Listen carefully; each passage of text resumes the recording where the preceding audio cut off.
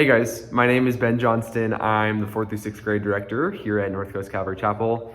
And today's verse is John 16:23-24. And here's what it says. This is Jesus speaking.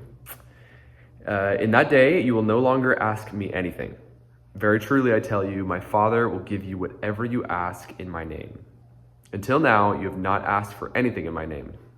Ask and you will receive, and your joy will be complete. When I first got hired at the church, I obviously didn't know anyone. And so whenever I needed something or needed to connect with somebody and I didn't know who I was supposed to be talking to, I would always go to my boss, Mark. And he would usually connect me with whatever it was, whatever I needed, whoever I needed to talk to. You've probably had a similar experience if you ever started at a new job and you just didn't know where things are, you didn't know what the culture was, and you got to kind of learn it.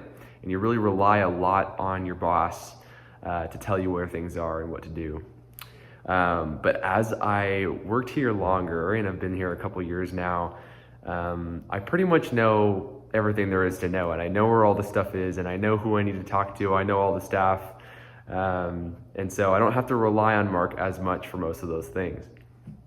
Now, here in this passage, these two verses that I just read, it's Jesus speaking, and this is actually the night before his crucifixion. So he's coming to the end of his ministry, and until this point, the disciples have been relying on him for everything, right? He's the boss, and whenever they needed something, they would come to him because he's God and he's leading them. He's their rabbi. And so in this verse, Jesus is really preparing them for when he's not going to be there, for when he's going to be crucified and eventually the Spirit is going to come. And so that's what he says, that first verse, that in that day, speaking about when Jesus is gone and the Holy Spirit comes, you will no longer ask me anything. Because obviously you're going to have the Spirit inside you, but they didn't know that yet. And then the second one, very truly I tell you, my Father will give you whatever you ask in my name.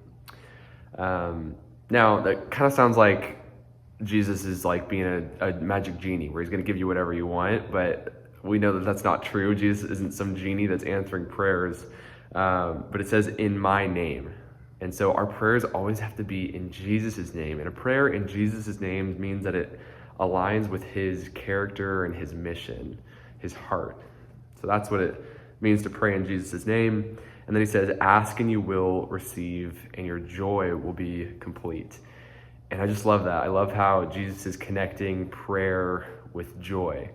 I'm sure you can think of, in the past, a prayer request that had been answered. Maybe it was something big, maybe it was something small. But there's just such joy in an answered prayer.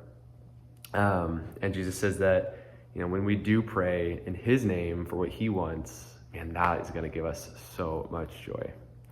So I would encourage you today, pray for something that Jesus wants. Pray for something that is aligned with his character, his mission, and see what joy it brings you.